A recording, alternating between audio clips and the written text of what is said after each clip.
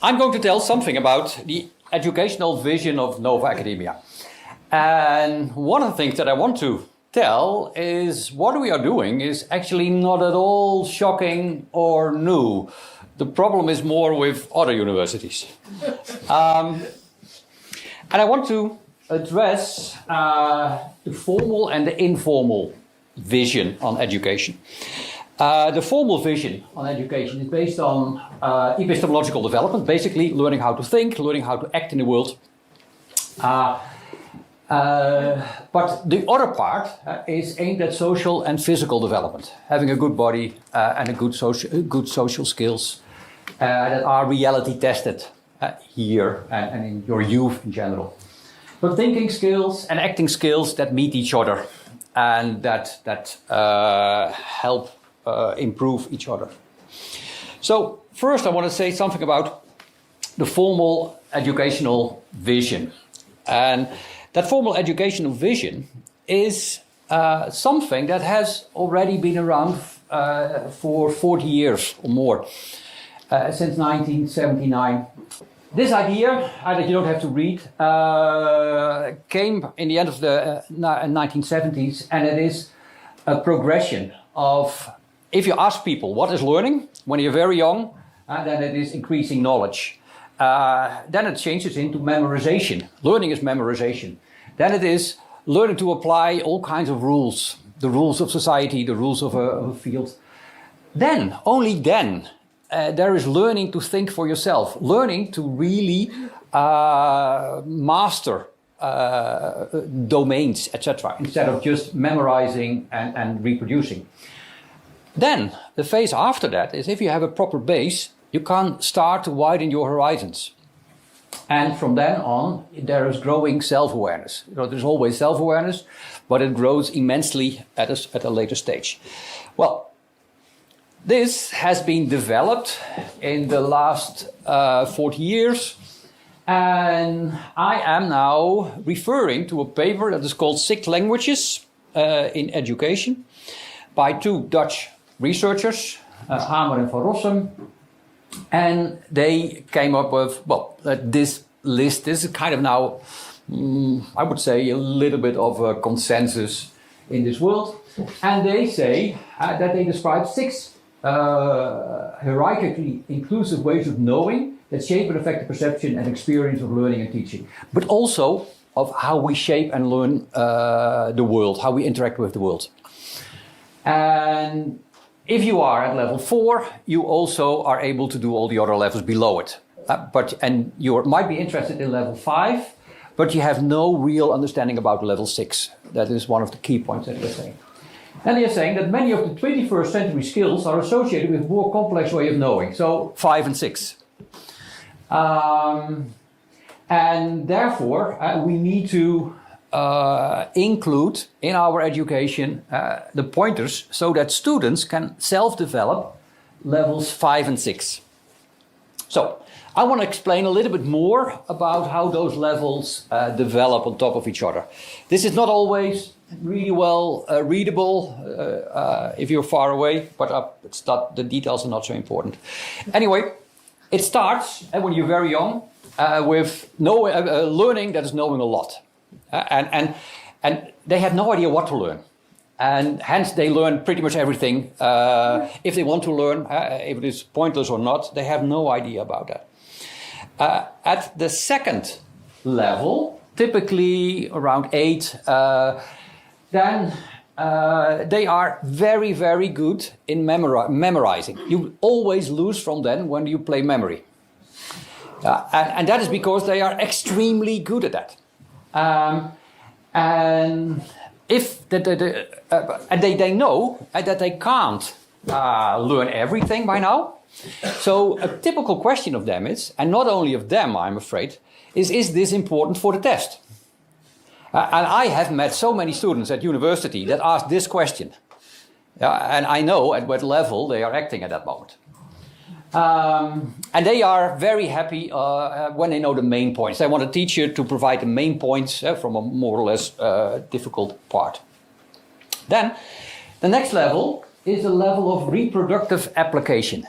where you learn how to apply scripts and procedures and protocols, and where you use them in an algorithmic manner. Follow, basically like a recipe from a cookbook. Yeah, do exactly what you are supposed to do. Even if there is an easier way, they will not see the easier way. They apply the whole procedure. This is what bureaucrats do. Yeah, this is and what some of my colleagues also did. And here there is a little bit of agency. And it is the agency of, okay, I want to do this if it is useful for later. So you have to convince me as a teacher that it is useful for later. And then I'll do my best to memorize it. And what am I interested? I am interested in all the tools you can help me to learn how to figure out how to apply those procedures. So I don't want to understand the procedures. No, I just want to know how and when I can apply them.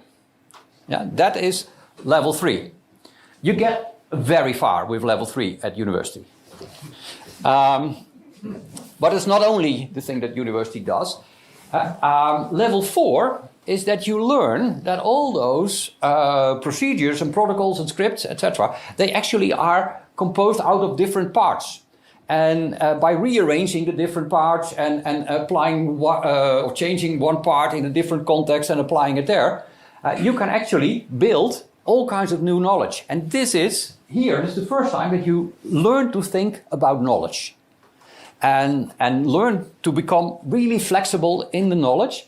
And what you learn here is typically the knowledge associated with a particular field of science. So what you learn is already known. And you rediscover it or reconstruct the knowledge. And if you are very well able in reconstructing the knowledge, you get a very high grade. Yeah, but you do it here because this is going to give you a unique competence in society that actually helps you to become rich or famous or solid in terms of having a good position in society. This is what our universities do, and almost explicitly. And they have learning outcomes. The teachers write down, or the program writes down the learning outcomes. The learning outcomes are always somewhere here. The student demonstrates that he can reconstruct that knowledge, something like that. Yeah, and so this is what is happening at universities. Well, I got in trouble because I knew this. And I knew the next level and the level after that. So I tried to teach there. And why did I try to teach there? Because students, and definitely the smart students that I was working with at liberal arts college, they were adolescents. They were widening their horizon. They were going outside of the house into the real world and sampling all kinds of new types of knowledge. And I was helping them, widening their horizons and helping them to step out of their comfort zone and to help them discover that there is high quality knowledge outside of their original in-group. And I helped them to develop their own viewpoints using all the high quality viewpoints of all kinds of other people everywhere in society. And what was interesting, they were, by vast majority, really interested in novel, complementary, and even contradictory, and sometimes annoying viewpoints. But when I did this, I annoyed my colleagues. Not all, but quite a few, because they were at level 3 or 4, and they discovered, okay, Geert is introducing them to all kinds of knowledge that is not my knowledge. Hence, he is poisoning the well, or poisoning the whole system. Hence, he is a poison.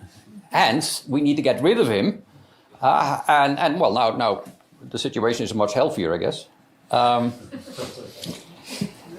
So, what is the last phase? That is the phase that you have discovered. There are so many viewpoints, and you interacted with the world. This is typically after after the adolescence, although all those phases, they merge, especially when you're young. You are in multiple phases at different points of your life. When you're old, you're typically in one or two. One that you're comfortable with, and another one that is the fallback. But still you can grow, but it goes slower. So don't worry too much, but you don't have the benefit of a rapidly rearranging brain that you have when you're 20, 25 max. Anyway, at that phase, typically the rest of your life, you start to discover that there are all kinds of common structures across all kinds of different fields, all kinds of different experiences. And you learn that you can trust your instincts and use the structures that you've seen to everywhere help to optimize processes. You see something's not really going well. Maybe I should touch it a bit. Oh, maybe that one goes too fast. Maybe, and you do all kinds of little things. It has a name. It is Wu Wai in Taoism, and it's effortless action. And those wise people, they are not so visible for that reason, but they are extremely important.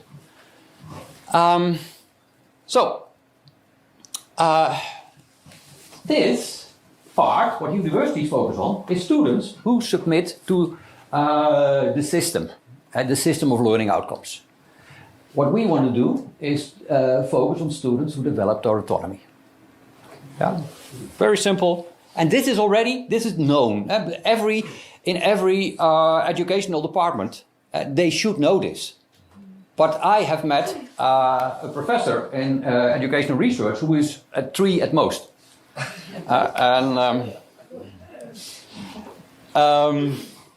Well, maybe not at most.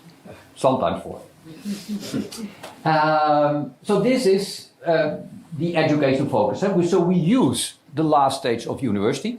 So we assume that students come in here at level, very comfortable at level 3, but actually already venturing or decent in level 4. And we help them, so that's the deepening part typically within a discipline, broadening and integrating. And those processes, they function. So then going to the more informal educational part. And I want to start it in a completely different way, by an observation of, in society at the moment. Boys, but especially girls, and especially children who have everything, especially smartphones, they do not well in the last 10 years. So after 2010, the increase in mental health problems of high wealth girls, with basically the Dutch society, compared to, for example, Eastern Europe or something like that, the mental health problems increased with 55% in only 8 years, and we haven't included COVID here. Yeah, and so we got another jump here. Same with boys, also increased, and the researcher who did this research, Jonathan Haidt, he concluded this: as young people traded in the flip phones for smartphones, so that happened about 2010, and moved their social lives largely away from already weakened real-world communities and into chaotic virtual online networks full of loosely connected, disembodied users. This is horrible, how you... those who made the move most fully found that their sense of self, community and meaning in life collapsed. Yeah, so the girls, and also boys, but girls were the most... The girls are more in their puberty. Girls are much more comparing themselves to others more than boys do. So this is an important difference between the two. Anyway, those who were more firmly rooted in mixed age real-world communities of family, neighborhood and religion had some protection from this transformation. So, turning that around, what do people need? Strong real-world communities, minimal smartphones, and a focus on sense of self, community and meaning in life. Yeah, so that is what we should provide. And then something that comes from my research, I researched autonomy and autonomy development. And so I wrote a paper that for one part, only a pretty small part actually, addressed the difference between the left and the right hemisphere from a particular perspective, namely from Ian McGilchrist, who wrote an absolutely wonderful book. I would say the best book on the brain and society ever written. But using his work, I concluded that the first 3 years, the main, our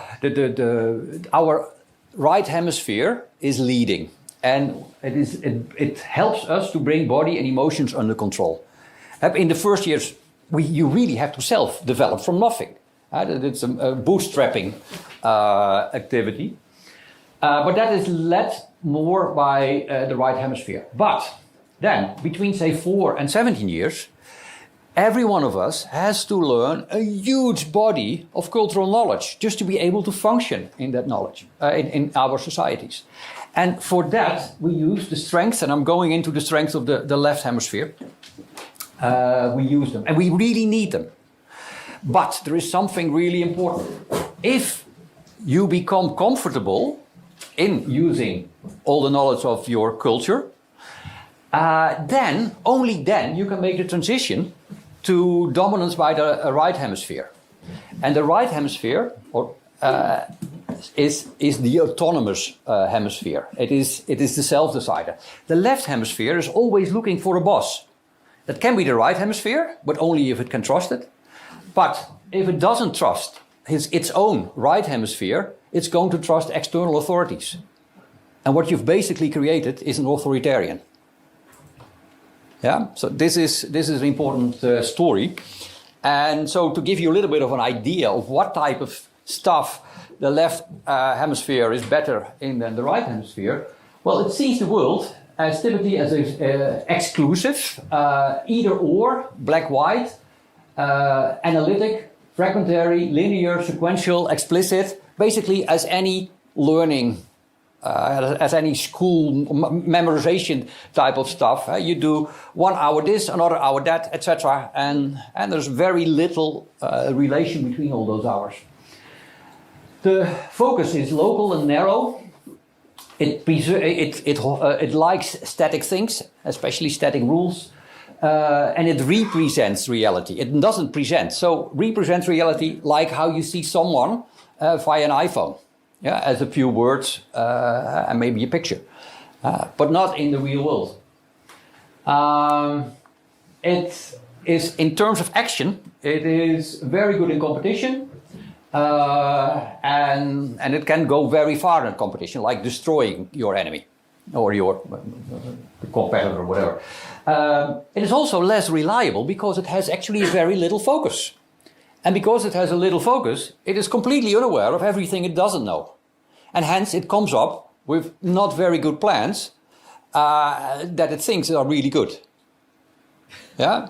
This is also what bureaucrats can do. But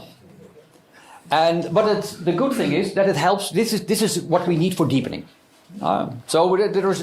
This is not bad. The only thing that is bad about it, if it's the leader, if it's leading in life. But what should be leading? That is this part. This leads to a completely different world. A world that is global, broad, vigilant, flexible, sustained. It is about the interconnected self in the world. It sees the bigger picture and sees things whole and in their context. It helps you to integrate across all kinds of things. Also, the stuff that the left hemisphere has created for you can integrate that. And you maybe saw here in this picture, there's a lot of action here and very little other. But if you go to the other side, there's a lot of other and very little action. But the action there is moral judgment. Is this the proper thing for me to do? And the other is, you feel connected with the other, with nature, with people, with new and uncertain things. You have a theory of mind that is basically you can understand other people putting yourself in the position of other people and using that knowledge and that position to actually enhance your own. Yeah, so this is the broadening part. And we have to integrate that, and we have to ensure that that becomes these are the activities that are very important next to our academic activities. Well, then something that we sometimes use the word position. So what is a position? A position that is a belief that is well developed, defendable, it is grounded and well argued. So it's not just any belief. It must have these things. They are grounded in data, facts, and research, and that is very important. They are aware of and defended against conflicting beliefs. And what typically happens, if you have a belief, you start to change it into a position, you discover that someone else with a conflicting belief actually makes sense.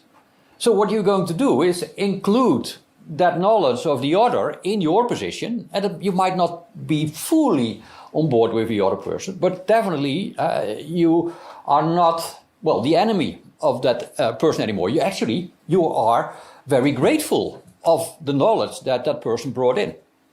So this leads to a completely different way. So here, what we want, is level 4 thinking, able to use evidence and logic. Then level 5, respectful of existing well-defended viewpoints. And level 6, the point is not to win the debate, but to create the best possible knowledge formulation to apply in the world. Yeah, that is what we want to do. And we already put that more or less on our website, even without. What I just said is actually, it makes full sense to all of us, although we are not necessarily able to explain it and to point to the research. So a typical day consists of deepening knowledge, broadening and integrating knowledge in all kinds of different ways, intellectually, but also here playing on the field, gardening, dancing, building stuff, etc. Yeah, and so we aim for a culture in which everyone is not only comfortable talking to everyone, but also in disagreeing with many. Mental self-development leads to well-supported, self-constructed, unique positions, viewpoints, and competencies. So everyone here is going to be his or her unique self, and not at all interchangeable, which is almost the goal of the university, because they define learning outcomes. So they define the standards that you have to apply to. Here, we want a very broad palette of all kinds of viewpoints, but they must all be respectful for each other. So that was my little story.